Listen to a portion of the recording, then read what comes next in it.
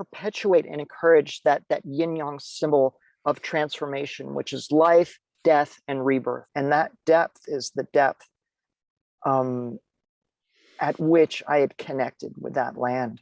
It was fun to record, and I really was passionate about doing the recording for the book. We are the Front Page Pass, brought to you by Word Journeys.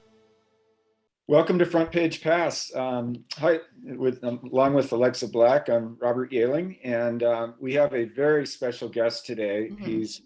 He's a lot of things, all of them tied to health and longevity and the planet. And so he's a Chinese medicine clinician and has been for 20 years, so I'm definitely interested in that. He's also a climate activist, an organic farmer with quite a climate story to tell about your place on the Big Island, for one thing. And also he's a poet. And so without further ado, I'd like to welcome the editor of the new book, Climate Cure, Jack Adam Weber. Hi, Jack, how are you? Hey, Robert. Good to be here today with you.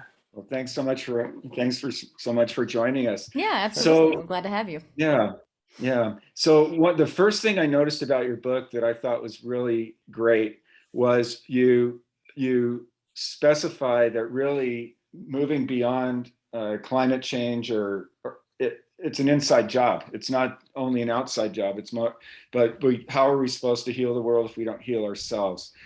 Could you speak about that for a second, just as a premise, because that's just not something that has been talked about very much when it comes to what can I, Robert Yaling, citizen, do to help heal the planet? Right.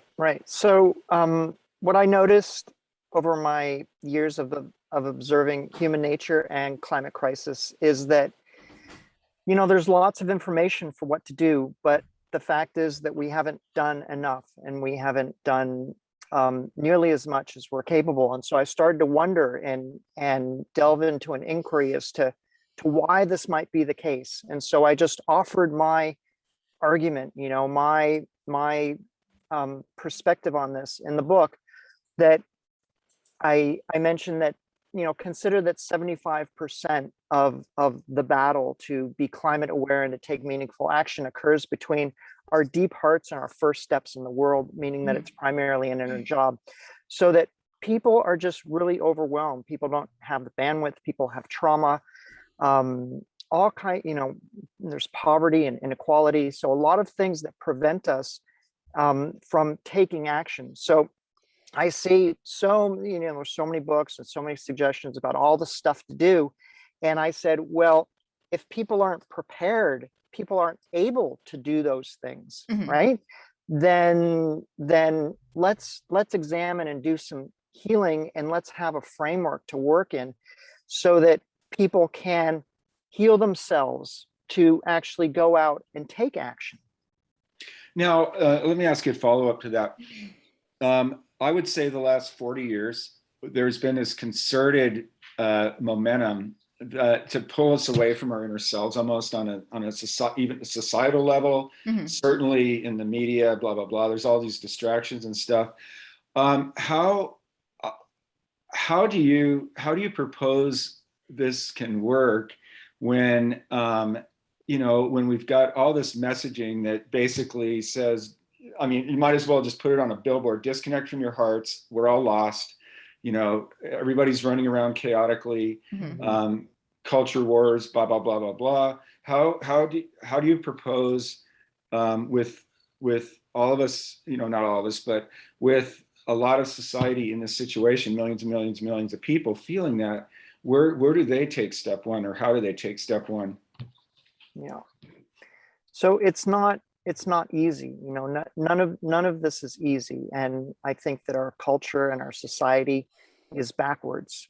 A lot of it, the whole machine of culture and modern life is wonderful in ways, but it's also tremendously backwards. And so we're experiencing the backlash of that now, and we're in deep trouble about it. So, where to start with people? I think there are lots of portals, there are lots of entry points into sort of becoming part of the solution and becoming embodied and connecting with the planet and connecting with what's going on. And there are lots of, I'm just there are lots of windows and entries into that. And, if I had to offer just a couple things, I could say that, you know, begin to pay attention, but to begin to pay attention, to climate news, to what's really going on. People don't understand just how severe it is. They might hear that it's, a problem, but people don't really go into the information a lot. When you do, it really hits home. But to be able to pay attention to what's difficult, we have to be emotionally intelligent, because we're not going to pay attention to what's overwhelming and too painful for us. But when we see the pain and the difficulty and the challenge of it as a pivot point, right, as a way to leverage our vitality and to leverage our passion into action, into healing, then it changes the framework of what paying attention is about, right? So cultivating emotional intelligence. And, short of that, if you want to take an action, I tell people the best thing that you can do, and there's lots of science and lots of thought behind this. We could spend a whole hour just talking about this one point, is try to get involved with your local government.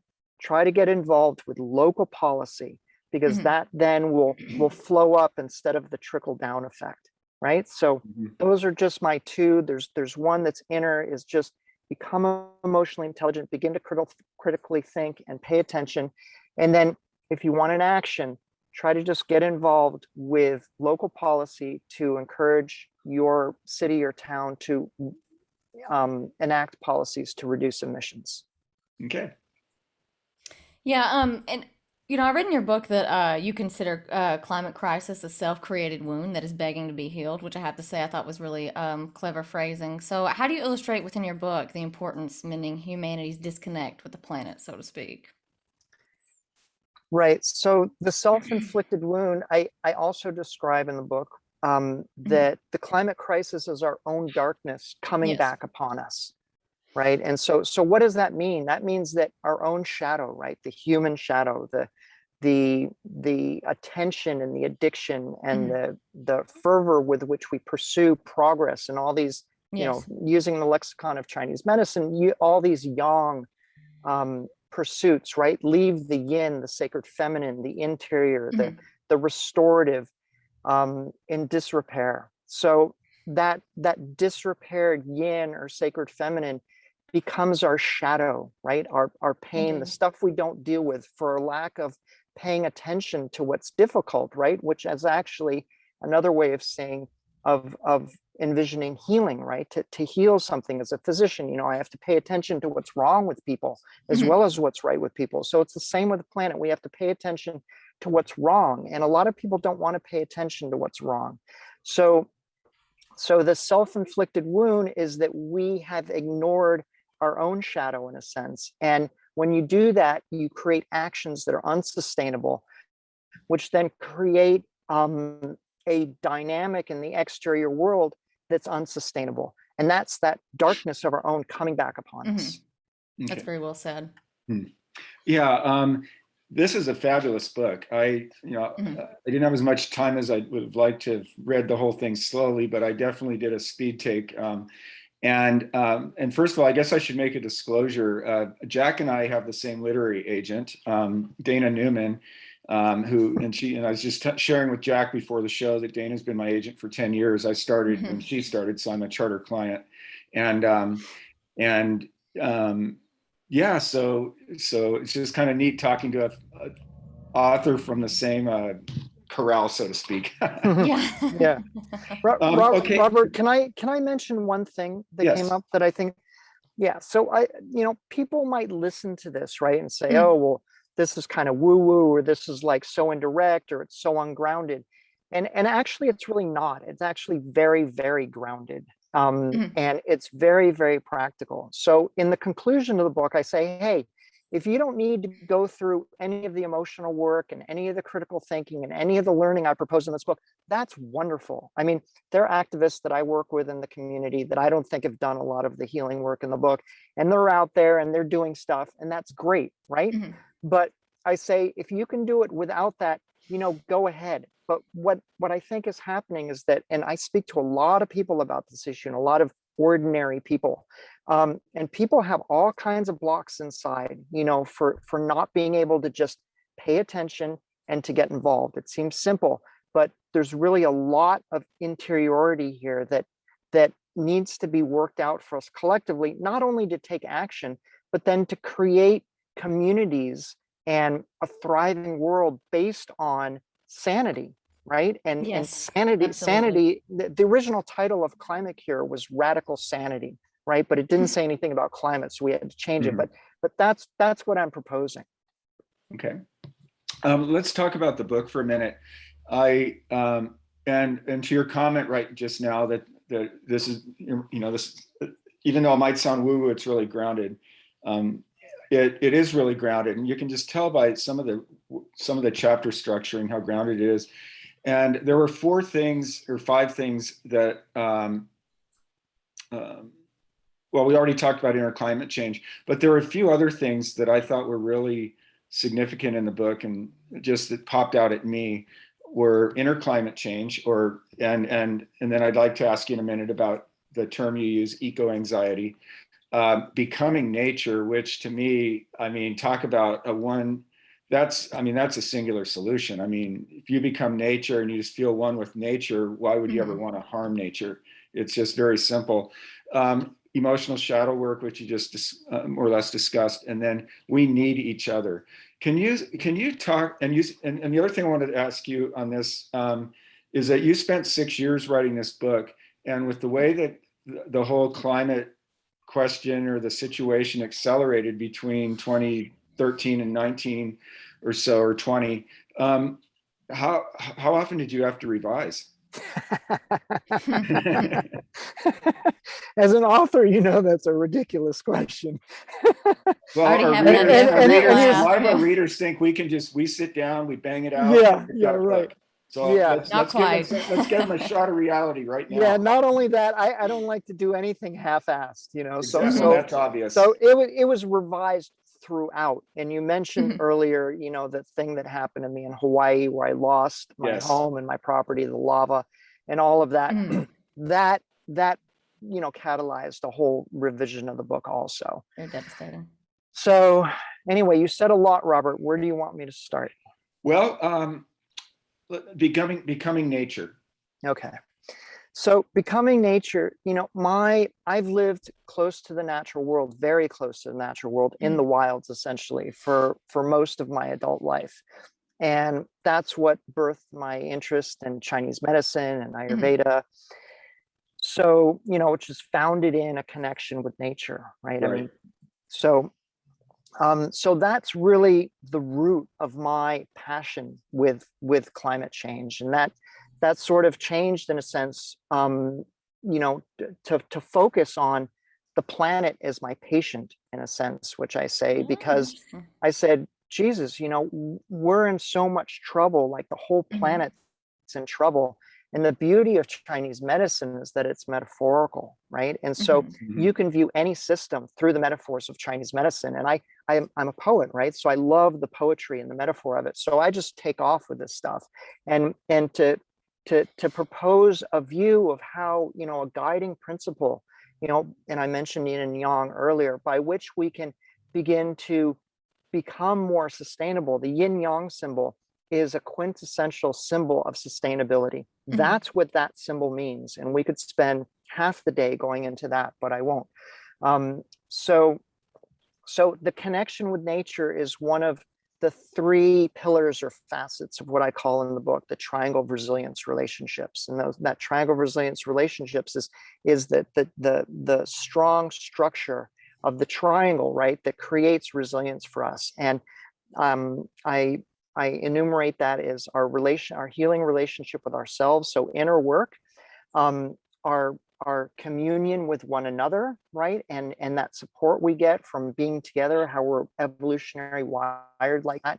And then our connection with the natural world, which is the matrix with which humanity has evolved for, millions and if not billions of years before we're actually humans. So So that connection with the natural world is so important. I think I use an example in the book, and if I don't, I say it in conversations that, it's one thing to know that the natural world is in trouble, and it's another thing to have a relationship with that world. Mhm. So we know that, if you have a friend whose pet dies, right? Like Mhm. it's sad. And it's even sadder and more poignant if you know that pet. But if it's your pet, then it's devastating, right? And so when we attach in our mammalian way to a connection with the world and place and ecosystem, right? Then that is a relationship that's meaningful for us, like our own pet relationship, the people in our inner circle. So Mhm. cultivating a relationship with the natural world, being in the natural world, cultivates a heartfelt passion to protect that world. And there's studies that I mentioned in the book that show that when you raise kids that are exposed to nature and have a Mhm. relationship with nature, they grow up to be more green, and they take sustainable action, and they're more likely to protect the natural world Mhm. and to do things which benefit the planet. Okay. And Well, then one I more was curious follow-up. about. Go ahead. Go ahead, Okay. Alexis. Okay. I was curious about kind of the turning point for you personally in your life when you decided to go down the path of just this holistic approach and, in a reflection Hmm. for the sake of planetary healing and addressing environmental crises and so forth. What was your just, you know, uh, transition into that thought process, I suppose? So like the transition from what into what? Kind of the turning point for you personally in your life when you decided to go down the path of, the holistic approach, I suppose. Was there any turning Okay. point, or was it something that you just kind of grew into over Yeah, time, I no, suppose? well, both. It Mm, was a turning point. I did grow into it, and I went to college. At Berkeley, and I wanted to be a surgeon, right? So I've mm, always been a science kind of guy and a healing kind of guy, and my life just kind of fell apart in college, and mm, everything I thought I was going to be fell apart. And so I embarked on a path to discover like what was going on. It was a very right. difficult time in my life, and I went back to nature. I said, you know what, I've learned so much stuff from society, and something else is calling me, and I didn't know what that was about. And the call was like to get back to living a Mm, natural life. And so I did, and I lived in the wilds, and I kind of just grew from the ground up in a sense. And so those are the roots with which mm. I come to this work, Okay, if kind of that the makes revelatory sense. moment for you. Okay. Yeah, and Chinese medicine in particular, because Chinese medicine derives from the philosophy of Taoism, and Taoism isn't a Mm, religious thing. Taoism is just saying is just how to live in natural order, and how to yes. live according to the dynamics of nature, so that we can live in harmony with the world, which is obviously a wise path to take. So bringing that wisdom forth is very important for our day, because we've lost that connection. Yes, absolutely. Um, yeah, and one thing about you personally, when it comes to talking about climate change and climate devastation and so forth, is that you have experienced it firsthand. And you lost your home and an organic farm to the lava flow in Kilauea, which could I mean, I'm just thinking, just from that just had to be grueling to know that you're sitting in your house and it's not going to be there in a few days or whatever, and there's Hmm. nothing anybody on earth can do about it. What how did that impact you? And also, how did it strengthen your resolve to get out there and be a really prominent voice in all of this? That's a great question.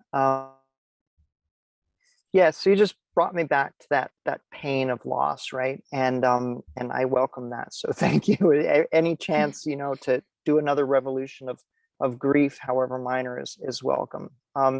It was a devastating experience, and I had put my heart and soul into that land, and into building a house that I, built by hand. It was Hmm. an all wood house. It was gorgeous. I spent years building it, and I spent many more years, cultivating the land there, mostly all by hand. I don't like to use machines, and so I did most of the work by hand. It was a good way to stay in shape, and digging through lava rock There's Yeah. no easy task. Nope, it I wouldn't isn't. imagine. Um, yeah, but I had beautiful orchards there and gardens and 5 Mhm. acres and a wonderful community.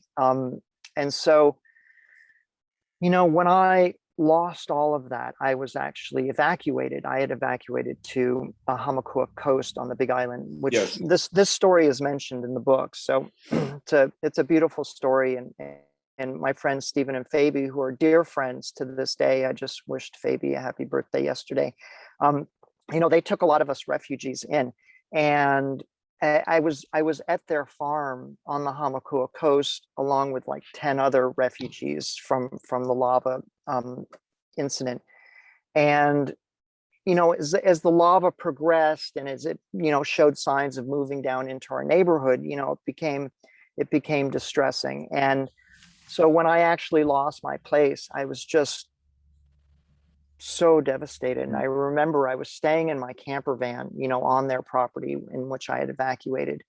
And I remember when I saw the video of that morning of my home actually burning, you know, and the lava Mm. like, you know, just coming onto the land and inundating my whole community.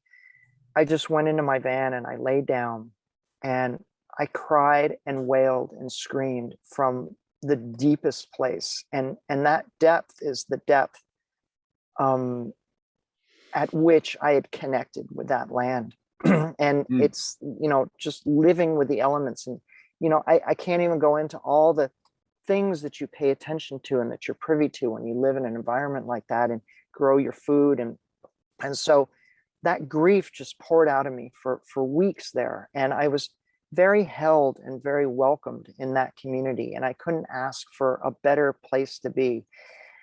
And so I view that whole experience as a climate disaster, right? I mean, Mhm. it's not necessarily like a hurricane or something that's definitely, you know, driven by climate, although increased volcanic activity is. Um, so, so the experience of being held in a community where my grief and my pain and my tears every day, where I was a mess, were okay and welcome, just emblazoned in me the importance um and the and the blessing of having heartfelt community. And so extrapolating that to a bigger picture and understanding that so many people have lost now so much to Yes. climate crisis, millions of people, um, you know, lost much more than I and other people in Hawaii. I mean, we have it easy here. We even have it easy in California. I mean, there are millions of people today, you know, migrating because they can no longer grow food and because Right. it's too hot and because there's no water. It's happening all over the world, and a lot of people don't even know this. So the climate Mhm. crisis is here. And so this whole experience, you know, showed me the importance of community and being held in a healing space where we can navigate this together. Because if we're just alone, right, and our culture just has us alone, we need to, that's part of the backwards part of this whole thing, Mhm. right? It's like we're disconnected and we're impotent to be able to heal from the the causes of our dysfunction. So it's like it's doubly bad in that sense. So I just, we need to reverse a lot of things, and we can begin with things that are at our fingertips. I mean, we can join in community and we have to make that effort, Mhm. right? So I make that effort. I have a climate um, climate discussion and support group here in Ojai. We just met yesterday, and it's wonderful. And in Hawaii, when I lost everything, you know, I created a grief group as well, and people Oh. from the community came, and we just told our stories, and we cried, and we laughed, and we hugged, and we freaking healed together, you know. And so that's a model for what we really need to do together, because the climate crisis is going to be here for decades to come, and it's getting worse. Right. Absolutely. That was a mouthful, so I'm sorry. You ask these questions and I No, tell some stories. Well, So just well, feel free to. that's what we love about the show, and we're here with Jack Adam Weber, the author of Climate Cure: Heal Yourself to Heal the Planet. It's and that's just in that order, which is what is a message that has just been so missed by the media, by other books, et cetera, et cetera. Jack, when you wrote this book, I love the way you wrote it. First of all, you've got great storytelling in there. Your style, your voice is very engaging. It's quite obvious that you're really good at interpersonal communications, and you're also a good writer. But what I also liked about it were at the end of the book, or at the end of the chapters, the self-enrichment exercises. The part, so you're not only inviting the readers to, to take a look at themselves, take a look at the planet and do something, you're giving them a way to get going on it. Could you speak a little bit about those exercises and what, just your decision to put them in there and what you hope they accomplish for the readers? Yeah, thanks for that. And I laugh because it wasn't my idea to put them in there. It was the publisher's idea. And to be honest, I complained about it because they had given me so much work already. They wanted me to rewrite the whole book, like again, like the 10,000th time, right? So, and then they wanted me to put all these exercises in the book. And I was like, it's not a workbook. And I didn't propose it to you as a workbook. So I was kind of pissed about that. Okay. Anyway, so, but I realized I had to do it. And I think in the back of my mind, I realized it was a good idea to do it. And so I became more humble, and I just, set out to make these exercises. And I said, if I'm going to do these exercises, I'm not going to just bullshit my way through it, right? I'm going to try to make these good. And so I really put a lot of heart and work into the exercises. And as soon as I got going on them, I got really excited about them. And the publisher was right. Like, they really bring the material home and they make it personal for people. So a lot of the information is a lot of my lived experience. And so that's just second nature for me, but it's not second nature for a lot of people, even though I try to describe it.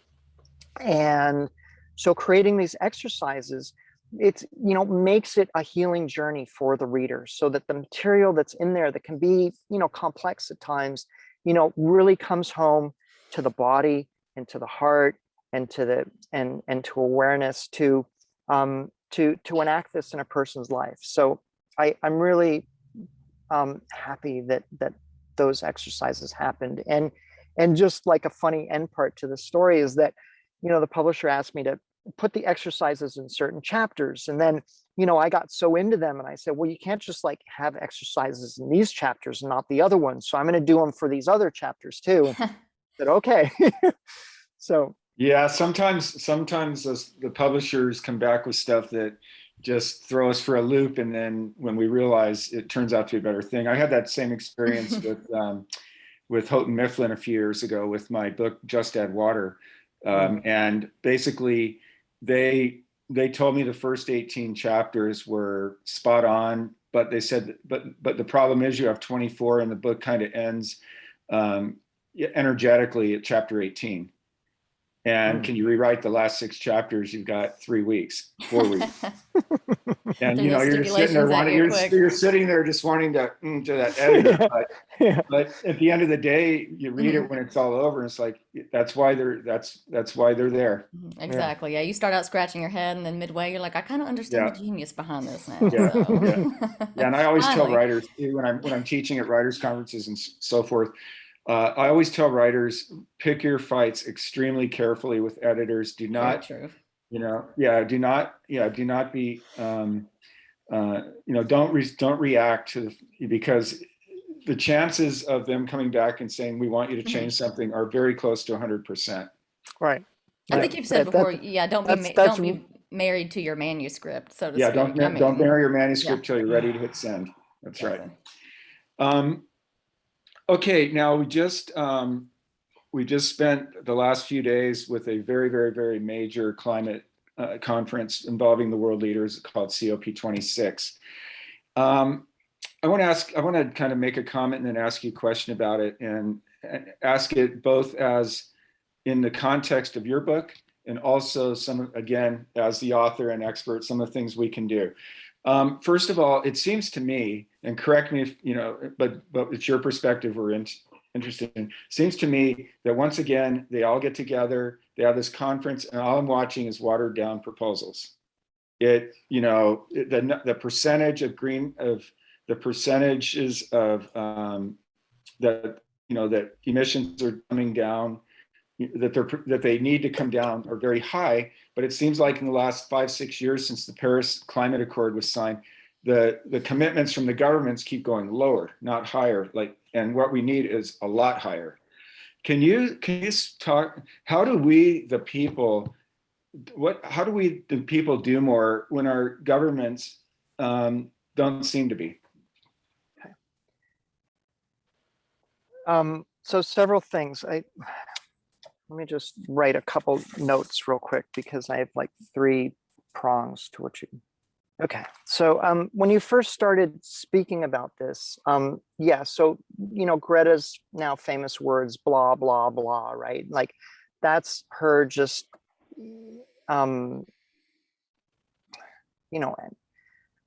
picking at the world leaders that just talk a lot and don't actually take action. And I was just revisiting an article by Chris Hedges. Do you ever read Chris Hedges? I've read him before, yes. Pulitzer Prize winning journalist. Well, he's awesome, and I think he really tells it as it is. And I'm really happy for Salon Magazine that publishes his stuff because it's so brutal and it's so hard hitting. And he has said that the elites don't really care. Like they know what's going on, they know the science, even the deniers know the science, and they just don't give a crap, right? We call that sociopathic, or psychopathic, or both. But that's an issue. So I think there's a question as to how much they really care about what's going on. And because they're privileged, perhaps they think that they're going to outlive us somehow and have some nice life, when everything falls apart. So there's that. And, Greta and 3 other young female activists created a petition through a vase, which I posted on my Facebook page a couple of days ago. I encourage people to sign. And, there's like almost 2 million signatures now, I think. And I encourage people to just go to a vase and, sign the petition. And a vase is, I think, really good, and they will deliver that. So, I mean, those are just really easy things we can do right now. We just met yesterday in our climate change discussion and support group, which is kind of a little overlap with our Extinction Rebellion group here in Ojai. And we're going to create some actions here in Ojai to stand in solidarity with the COP26 activists around the world, the people, especially young people that are screaming out. So we're going to create some actions here so viewers can try to join a climate movement in your community. Just look for it, ask around, create one if you're moved. And like I said, earlier, it's like, because this kind of top tier of governments and elites and all the billionaires and oligarchs around the world are a bit untouchable for us in a sense. That's why the Extinction Rebellion model is like from the ground up. It's like, and that's part of why I encourage like the top climate action you can take is get involved with your local government, right? Because our individual actions are no longer enough to make enough of a dent. And because people are kind of overwhelmed with like making sacrifices in their own life and getting out and lobbying their local government, it's like people just do nothing. Instead of recommending that people take personal action, with their light bulbs and recycling, which is BS anyway, driving less, etc. Like all that's great. But if you want to do something, get involved with your local government, because again, that if we all do that around the world and around the United States, then that creates a groundswell, right? That goes up and eventually affects the federal government. But going to the top is very difficult right now. But we can do a little of both, right? So Greta's, and youth all around the world are leading a charge right now to speak out to the leaders at COP26. We can definitely do that. But more enduringly, we can work in our own communities and with our own activism to get involved. And the book, actually, I give a lot of tips for how to do that and motivation and how to cope with, the difficulty that comes up in doing that. Did that answer that a little bit? I noticed in the book that you had mentioned 4 specific things we can do to change, and I'd like to bring them up. Consume less, pick up or free up time and energy to engage in regenerative acts. Can you describe regenerative acts for us real quick? Well, describe it for us. So regenerative acts are things which perpetuate and encourage that yin yang symbol of transformation, which is life, death, and rebirth, right? That's regeneration, right? So that we create a cycle of fertility on the planet instead of an infertile cycle of darkness. So regenerative acts are anything that contributes to goodness, that recycles, that upcycles what's no longer useful. So on a grounded environmental level, that's growing food, right? Growing food sustainably, caring for the soil, planting trees, working in community projects, for example, that help foster the community in an earth-based kind of a way. Community gardens, if I didn't say that. On a personal level, regenerative acts are ones that use pain and use the difficulty of life, right? The yin cycle, the dark cycle, and work with that and create a kind of alchemy within us to rebirth light, to rebirth goodness, to rebirth what I call sustainable yang, not perverse yang and toxic yang, which is what's afoot now on the planet. Right. So that's another act of regeneration is making lemonade, right? So when life gives you lemons, make lemonade. So that kind of a thing. So pay attention to the lemons, pay attention to the climate crisis, and learn how to use your emotions, to the difficult emotions like anger, even helplessness, despair, grief, outrage, and even fear. And I go through all of this in the book, how to leverage that into becoming a passionate, involved person that's part of a beautiful world to come. So that's just a little bit about regeneration. Okay. Well, I was curious about, it is somewhat of a literary podcast, so I have to ask you about your writing process, essentially. So I'm kind of curious about the writing process itself for you. How did you really, when you were writing the book, how did you really catalog your years of vast knowledge and poetic writing insights and, weave psychology into there as well, and really just integrate all that into one single book? Yeah, the honest answer is by accident. Oh, okay. Yeah, so this is the second book I've written by accident, and I just finished another book by accident.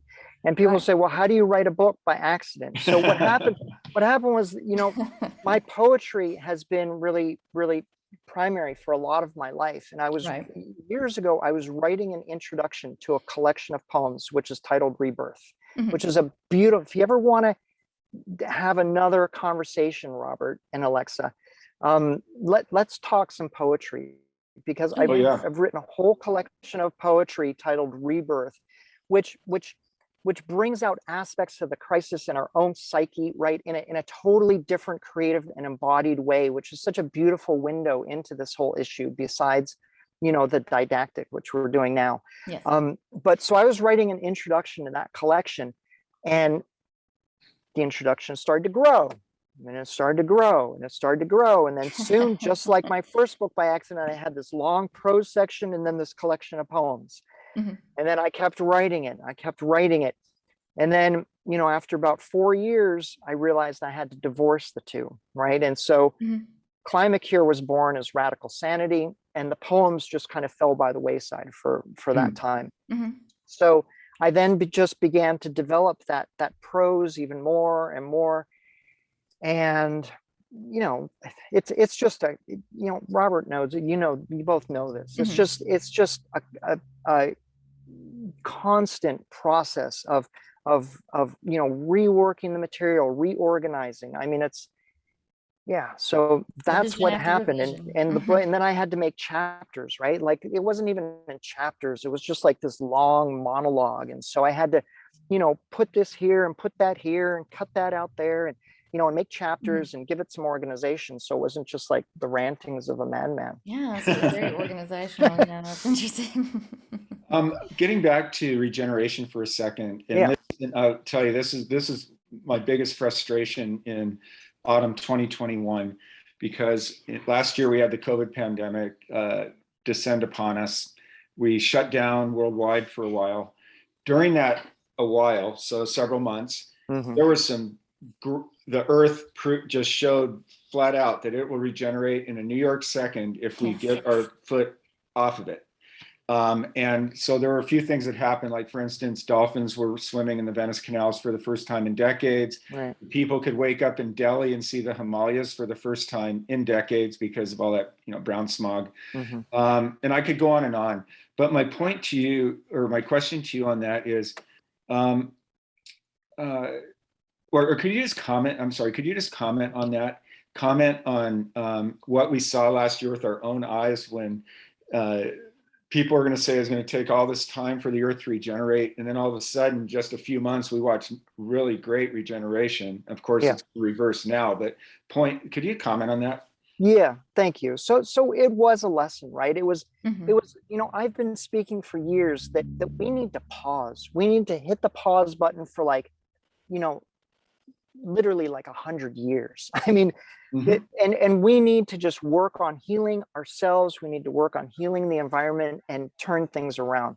So this was like a miracle to me, that the world kind of stopped, I mean, not completely, obviously, but it stopped enough that we got to glimpse like, whoa, we had more silence.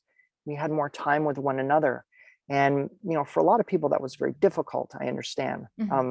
But we had a pause, and, a lot of optimists, said, well, we just need to extend this pause, it'd be so great to extend this pause. And, so seeing this kind of jewel emerge from the pandemic, I wrote this article, and it's titled, part of the title is Lockdown with Benefits, right? And it was something like creating a livable future, a model for a sustainable future, a lockdown with benefits, model for a sustainable future, something like that. And what is lockdown with benefits? Lockdown with benefits means that we stop all the bullshit polluting and busyness that we've been doing. And the benefits are that we busy ourselves with other things like being together, like meeting together, healing together, working on the land together. Those are the benefits, right? So it was a visionary thing, like, hey, like this lockdown thing is what we actually need to be doing, but let's not do it as a punishment, right? And as a suffering per se, but let's do it as an embrace of a sustainable way of living, which we need to do. Okay, thank you. And that article is on Medium, and I was kind of disappointed and surprised that a lot more people didn't read it, but it's a really beautiful article, and there's lots of cutting science in there too. Okay. And I'd like to ask another question. I know I've been asking most of them today, and then give Alexa the floor for the rest of the show. And this is now we've talked about governments, we've talked about private citizens. We haven't talked about another critical piece of this whole climate crisis and what are we going to do about it, and that's corporate America, or the corporate world. Now, I'm the editor of Sustainability Today magazine, and our audience is a good part of our audience is corporate America, and so so we're constantly writing about sustainable business practices, sustainable actions these companies are taking. Some of them are taking great practices. I mean, like for instance, a lot of people still don't know that the world's #1 buyer of solar panels is Walmart. They don't know that, because who would associate Walmart with that, right? Right. So so I guess my question to you is, you write a beautiful, touching, and also hard-hitting book on going inside out, on healing ourselves, healing the planet, etc. How can that be applied? Could you talk about any ideas you might have on how that could be applied into a corporate sustainability program, whether it's through seminars with employees or anything like that? Yeah, that's a wonderful entry point. So first of all, I just want to say something a bit tangential, but that that the title of the book and the message is heal yourself to heal the planet, but the reciprocal is also completely true. Heal the planet to heal ourselves. Yes. So I'm not proposing a black or white scenario where we just all go and do this inner work and expect everything to change. No, it's like, do whatever you can outwardly and simultaneously do your inner work. You're going to have to do the inner work if you start paying attention and start getting involved. And that just creates more transformation, more regeneration, so that you become more and more able, more and more impassioned, more and more vitalized to get involved. So I just wanted to clarify that. Okay. And then your wonderful question about corporate America and corporations.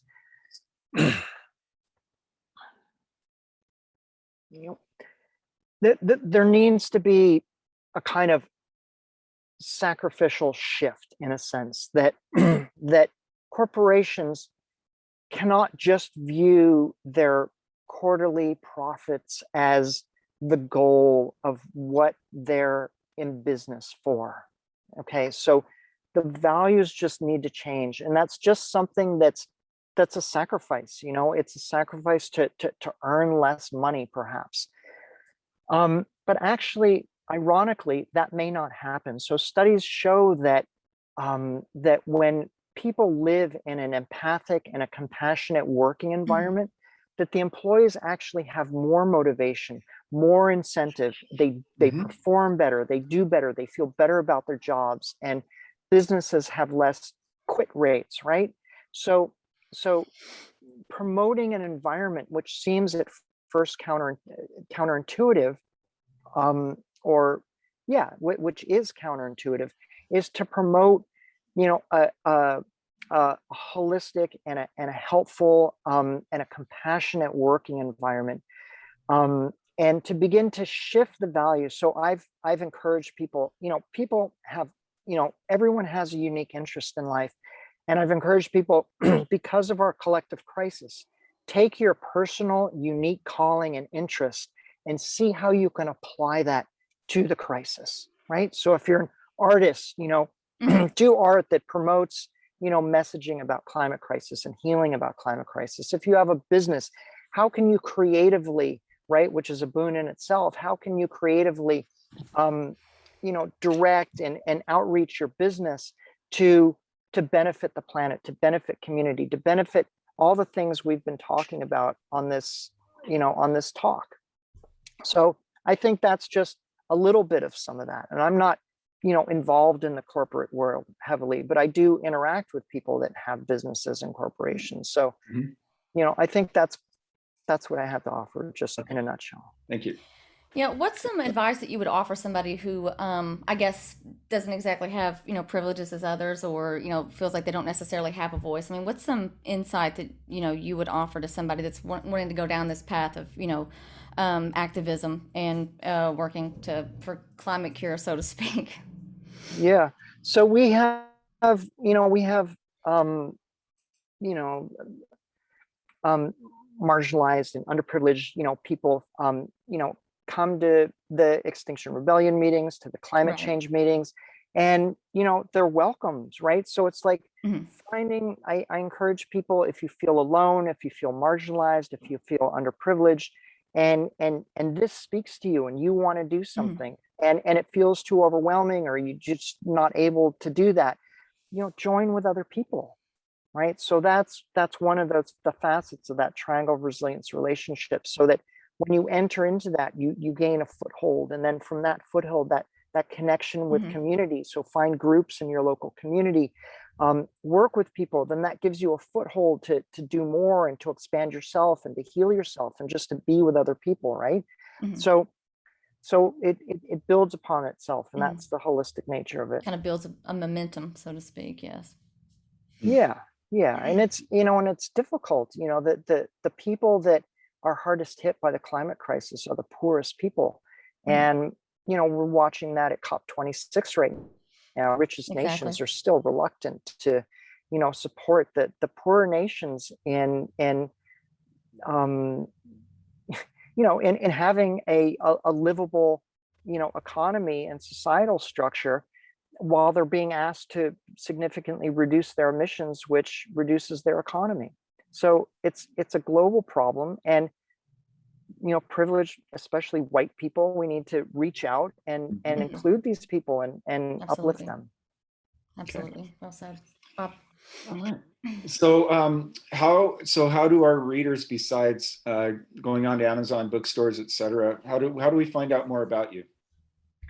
My website has a lot of stuff. So there's a lot of work there. Is that jackadamweber.com? Yeah, and Weber's with one B, jackadamweber.com. And I've also been kind of reaching out. I'm sort of, entering a new chapter in my life where I'm teaching more online. So I've been doing right now free webinars. And I've really been enjoying those. And I've just designed a 5-week course, which I hope to promote soon, which is the title is Coming Home to the Body.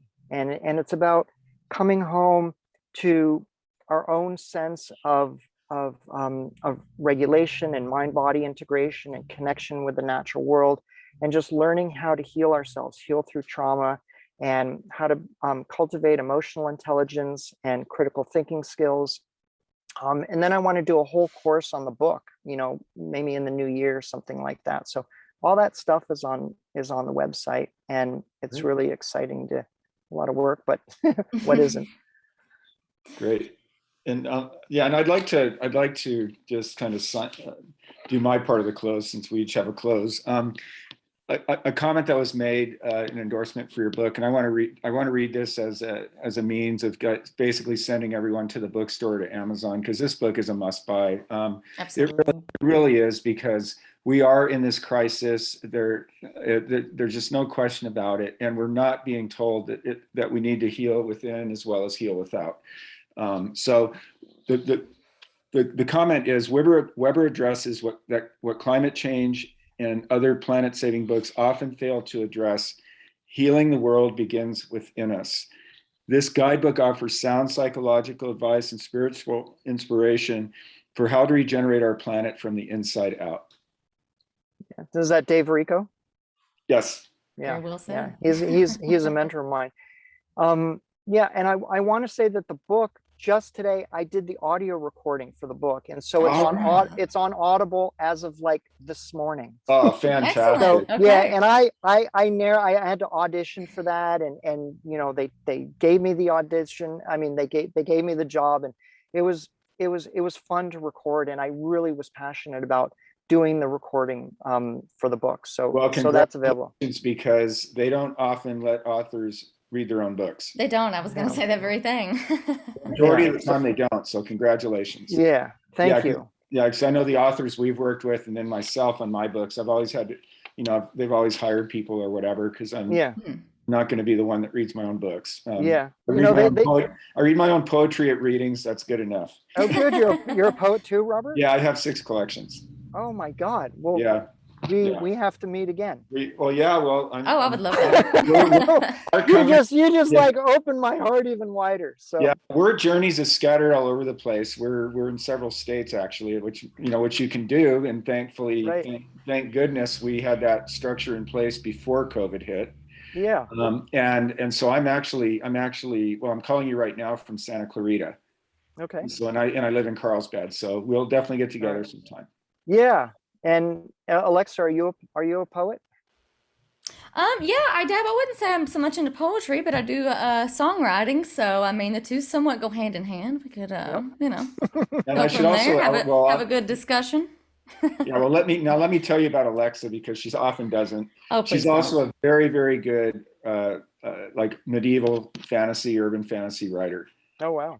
Yeah, that's stuck in La La Land all the time. And she's also the queen of Halloween. There's no one else. Right. That's it. Just her. Sounds like you have a dystopian novel or two in you, Alexa. I would say so. There's quite a few. Yes, quite a few. Now's the time. Exactly. Now is the time. Sometimes I feel like we're living in one, so I don't know. Yeah, well, we are. Well, that's why it's the time. Too imaginative, Exactly. right? Unfortunately. Well, this has been absolutely wonderful. Thank you so much, Jack, for joining us. And once again, the name of the book is Climate Cure, and the author, who we've just spent a wonderful hour with, is Jack Adam Weber. You can get the book on Amazon, at bookstores, and as Jack just informed us, as of now, it's available as an audiobook on Audible. And as I said just a few minutes ago, you know, not often does a book come across our desks when we just sit there and go, oh, geez, if everybody could just read this book. This is one of those books, however. I can't understate or underscore how important this book is for these times. Robert, thank you. Can I mention one thing that's really important just to Yes, end? sir. Absolutely. Okay, thank you. You know, part of the message of the book and what you were describing earlier, Robert, about how it's important for these times. So, you know, the book does, the material in the book does four things. It helps us heal the past, okay? Helps us heal the past. It helps us cope with the current crisis. It helps us face and embrace the current crisis. And it helps us stop projecting our pain and dysfunction and violence onto others and onto the world.